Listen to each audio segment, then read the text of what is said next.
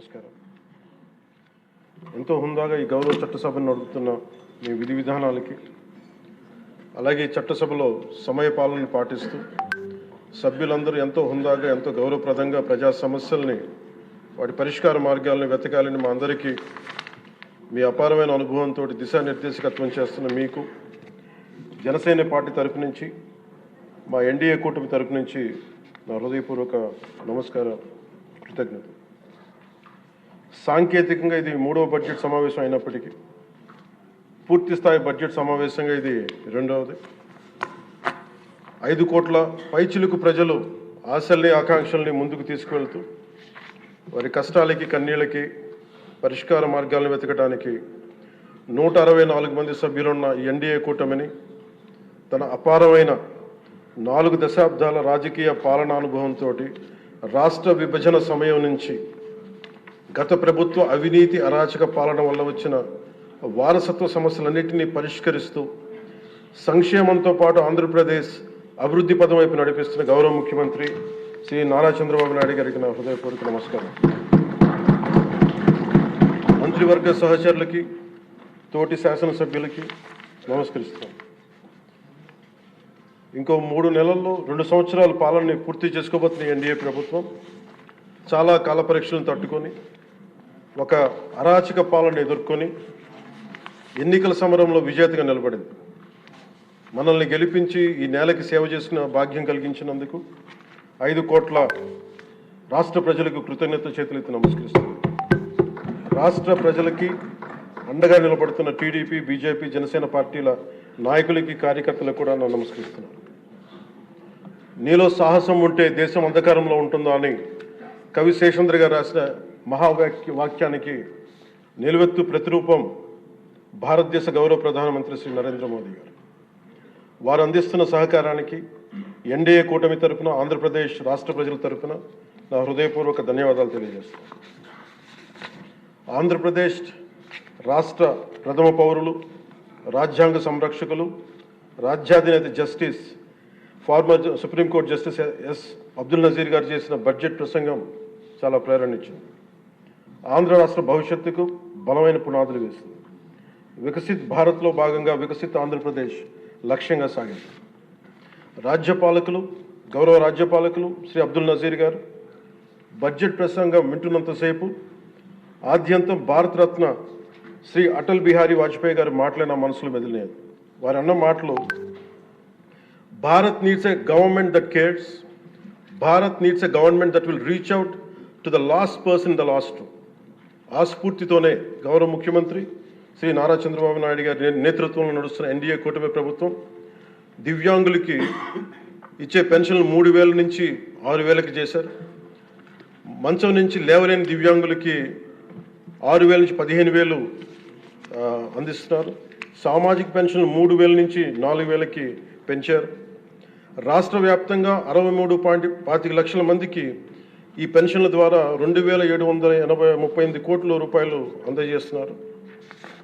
ప్రతి విద్యార్థికి 15,000 రూపాయల చొప్పున 67 లక్షల విద్యార్థులకు సంబంధించి 42 లక్షల తల్లుల ఖాతాల్లోకి నేరుగా 10,000 కోట్లు జమ చేశారు. మెగా డిఎస్సి ద్వారా 16,000 ఉపాధ్యాయ పోస్టులు భర్తీ చేయటం, మెగా పేరెంట్స్ టీచర్స్ మీటింగ్స్ పెట్టడం, విద్యార్థుల మధ్యాహ్న భోజన పథకానికి అపరాన్నపూర్ణ మహాతల్లి డొక్కా సీతమ్మ గారి పేరు పెట్టేందుకు గౌరవ మంత్రివర్యులు శ్రీ నారా లోకేష్ గారికి నా అభినందనలు, ధన్యవాదాలు తెలియజేస్తాను. మనకి అన్నం పెట్టే రైతాంగం కష్టాలు, కౌలు రైతుల కన్నీటి కథలు, అప్పులు, మరణాలు విన్నప్పుడల్లా ఆధునిక మహాభారతంలోని పంక్తులు జ్ఞప్తికి వస్తాయి. పొలాల కోరిక ఏమిటి? పంటలు పండించి మనిషి ఆకలి తీర్చాలనే కదా అని దున్నే రైతు అనుకుంటా ఉంటే, అందరి ఆకలి తీర్చడం కోసం దుక్కి దున్నే నా ఆకలి ఎలా తీర్చుకోవాలో నాకు తెలియడం లేదు. నా బతుకొక సున్నా కానీ నడుస్తున్నా. చెట్టుగా ఉంటే ఏడాదికి ఒక వసంతమన్నా దక్కేది, కానీ మనిషిని అన్ని వసంతాలు కోల్పోయానని రైతు బాధపడతా ఉంటే, అలాంటి అన్నం పెట్టే రైతాంగాన్ని గత ప్రభుత్వం రైతుల నుంచి కొనుగోలు చేసిన ధాన్యానికి 1,674 కోట్లు చెల్లించకపోతే గౌరవ ముఖ్యమంత్రి శ్రీ నారా చంద్రబాబు నాయుడు గారి నాయకత్వంలోని ఈ ఎన్డీఏ కూటమి ప్రభుత్వం వచ్చిన వెంటనే 1,674 కోట్ల బకాయిలు చెల్లించింది. అధ్యక్ష, అవి కాకుండా ఈ అది పే చేసిన తర్వాత దాని తర్వాత 10,650 కోట్లు 7.37 లక్షల రైతాంగానికి 24 గంటల్లోనే 10,650 కోట్లు వారి ఖాతాల్లో జమ చేయడం జరిగింది. ఇంకొక 53,000 మంది పైగా రైతులకి 48 గంటల్లో సుమారు 1,000 కోట్లు చెల్లించడం జరిగింది. తొలకరి వర్షం తర్వాత జలదానం చేసిన మేఘాలకి భూమిలో ఉన్న ఒక చిన్నారి గింజ మెడ బయట పెట్టి మొదటగా వచ్చిన 2 ఆకులను చేతులుగా జోడించిందంటే కృతజ్ఞతలు తెలిపిందని ఒక కవితా పంక్తుల్లో ఉంటాయి. అలా ఆ చిన్నారి మొలకలాగా ఈ ఎన్డీఏ ప్రభుత్వం అన్నం పెట్టే రైతాంగానికి కృతజ్ఞతతో అండగా నిలబడుతుంది. అలాగే గౌరవ సభ సాక్షిగా కౌలు రైతుల కష్టాలు కన్నీళ్లు తెలిసిన వాడిగా మీ వాడిగా చెప్తున్నాను. కౌలు రైతాంగానికి భూమిని ఫలాలుగా పంటలుగా మార్చే ప్రవీణత ఉన్నవాడు ధైర్యం కోల్పోనక్కర్లేదు. మట్టిలో ఉన్న కస్తూరి తీసే మనిషికి జీవన పరిమళాల కొరత లేదు. సోదరులైన కౌలు రైతులందరికీ మీరు ధైర్యంగా ఉండండి. మీరు నిండు నూరేళ్లు బతకాలి. మీకోసం ఈ ప్రభుత్వం నిరంతరం పనిచేస్తుందని తెలియజేసుకుంటున్నాను అధ్యక్ష. ఉమ్మడి ఆంధ్రప్రదేశ్ మాజీ ప్రభుత్వ ఉద్యోగి కొడుకుగా ప్రభుత్వ ఉద్యోగులు వారి నిరాశ నిస్పృహలు నేను అర్థం చేసుకోగలను. వారి ప్రతిభకి అనుభవానికి సమర్థతకి గుర్తింపు రానప్పుడు ఏమనుకుంటాను కవితా పంక్తులు తెలియజేస్తున్న అధ్యక్ష. ఈ దేశం నా ప్రతిభకు ఒక సమాధి, ఎంత దూరం నడిచినా ఎప్పుడు దూరం అంతే. అందుకే పంచాయతీరాజ్ శాఖ బాధ్యతలు తీసుకోగానే రూరల్ వాటర్ సప్లై బాధ్యతలు తీసుకోగానే 10,000 మందికి పైగా ఏకకాలంలో ఈ ఎన్డీఏ ప్రభుత్వం నారా చంద్రబాబు నాయుడు గారి నాయకత్వంలో ప్రమోషన్ ఇచ్చాం అధ్యక్ష. ఎలాంటి సిఫార్సులు లేకుండా 77 మందికి తొలిసారి జిల్లా పరిషత్ సీఈఓలుగా ప్రమోషన్లు ఇచ్చాం. సంస్కరణలో భాగంగా 77 డీడీఓ కార్యాలయాలు ప్రారంభించాం. దీనికి అండగా నిలబడ్డ గౌరవ ముఖ్యమంత్రి గారికి నా హృదయపూర్వక ధన్యవాదాలు తెలియజేస్తున్నాను. ఒక దేశాభివృద్ధికి ఆయువు పట్టు రహదారులు లేని చోట అభివృద్ధి శూన్యం. అభివృద్ధికి మూలమైనది రహదారులతో పాటు విద్యుత్తు, తాగునీరు, విద్య, వైద్యం, drains and sanitation.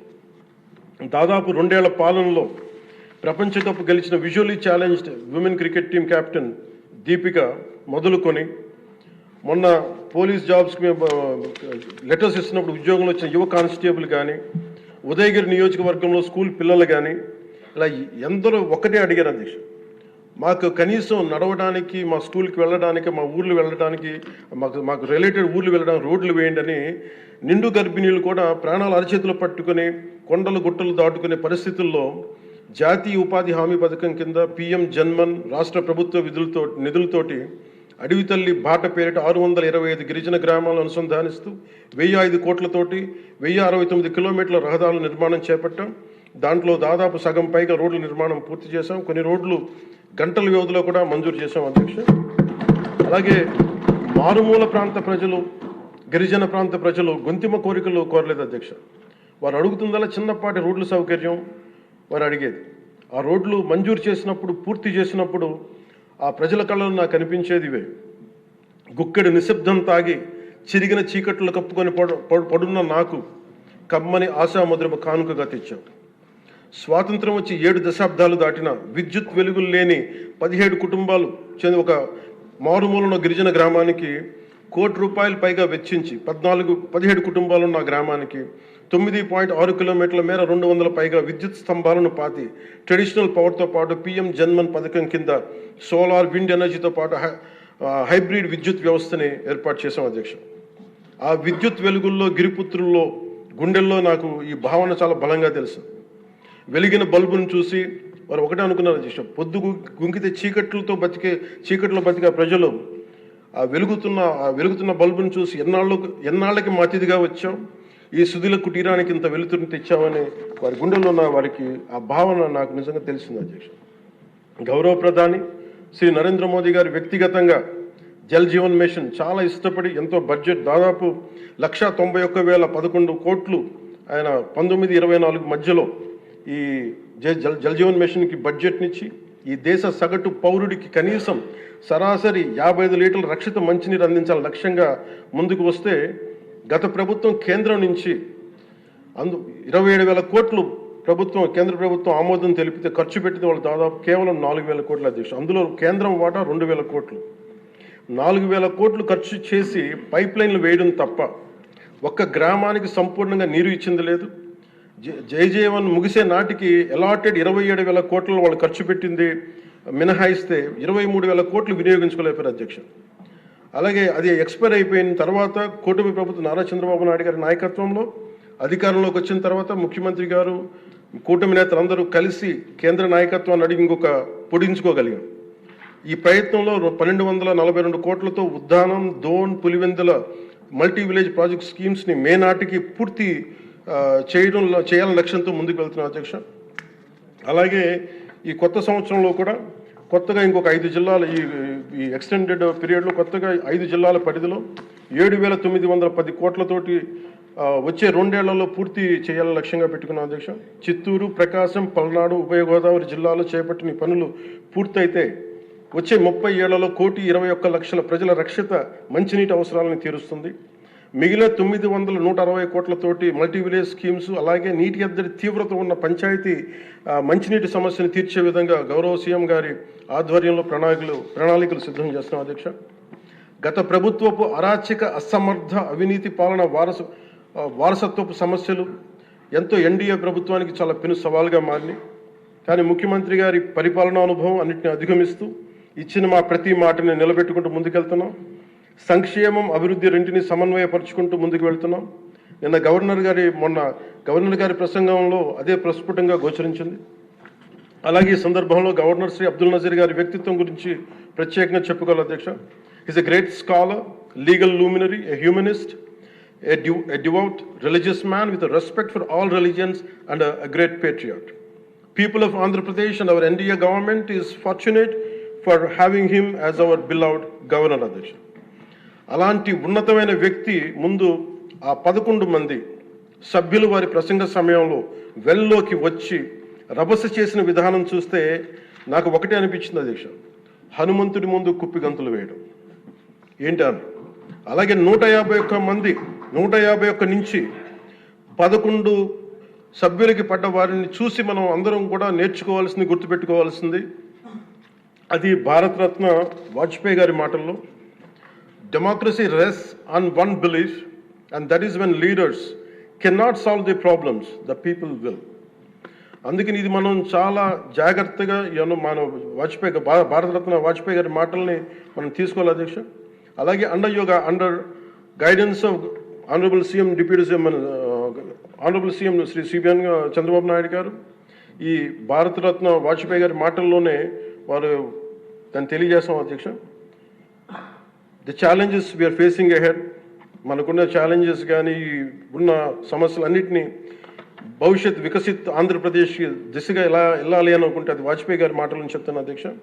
It's no problem we cannot tackle, no challenge we cannot face, no opportunity we cannot seize. Jai Hind and Jai Bharat.